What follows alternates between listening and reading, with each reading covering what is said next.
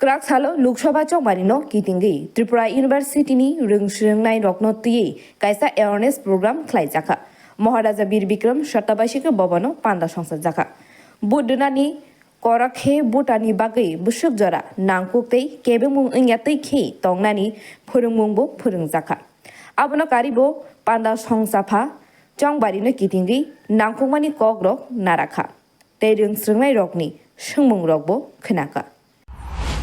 जैसा सभी ने आपको बताया, SVEEP, what is SVEEP? We have to understand what is SVEEP. SVEEP is systematic voters education and electoral participation programme. एक नियमित पद्धति के द्वारा हम वोटर्स को, जो मतदाता हैं, उनको हम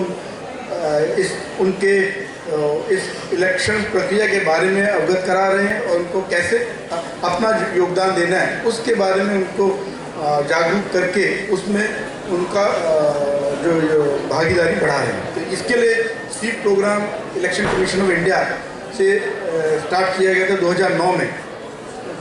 और मुख्य उद्देश्य यही है कि यद्यपि हम सभी जानते हैं कि सबका राइट टू फ्रेंचाइज है, सबको वोट देने का अधिकार है, सभी सिटीज़न को, चाहे वो गरीब हों, अमीर हों, किसी भी रिलीजन, कास्ट, कम्युनिटी, लिंग्विस्टिक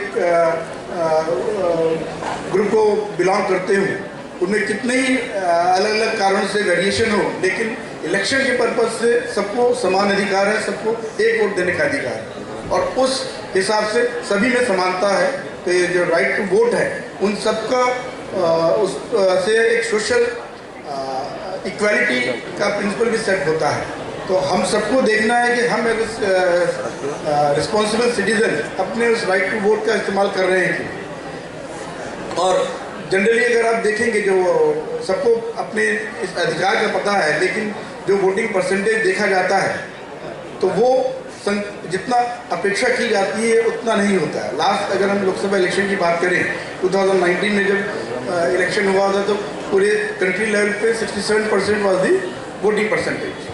तो इन्हीं चीज़ों को देखकर इलेक्शन कमीशन ने सोचा कि अगर हम ये स्वीप प्रोग्राम चलाएंगे तो जिन लोगों को इसकी महत्ता नहीं पता है उनको अगर हम सचेत कर पाएँ तो लोग भारी संख्या में वोट देने आएंगे और जो सरकार चुनी जाएगी उसमें ज़्यादा से ज़्यादा लोगों का कंट्रीब्यूशन होगा, ज़्यादा से ज़्यादा लोगों का इन्वॉल्वमेंट होगा. तो इस उद्देश्य को सामने रख के स्वीप प्रोग्राम चलाया गया है और मुझे बहुत खुशी है आज बड़ी संख्या में आप सभी लोग आए हैं. और यूथ का एक इम्पॉर्टेंट रोल है. सबसे पहले तो आप लोग क्योंकि अभी जस्ट 18 ईयर्स प्लस में आए हैं, एडल्ट हुए हैं, तो आप लोग का कई लोग होंगे जो पहली बार वोट देने जा रहे हैं. जैसे भी चेक किया कि काफ़ी लोगों ने हाथ खड़े किए. इस बात की खुशी है कि लोग वोट दे रहे हैं. जिन लोग 18 ईयर्स प्लस हो चुके हैं ऑलरेडी और उन्होंने अपना नाम को एनरोल कराया है, they are going to cast vote, वो बहुत खुशी की बात है. लेकिन जिन लोग ने अभी तक नहीं दिया तो पहली बार देने जा रहे हैं तो उनको भी उसी खुशी से, उसी मोटिवेशन से, उसी ऑब्जेक्टिव से वोट देने जाएं. इस उद्देश्य से हम आप लोग के सामने आज आए हैं. और Agortala Nisimi, Pronam Nikokthum, Biro Report, Kumpui.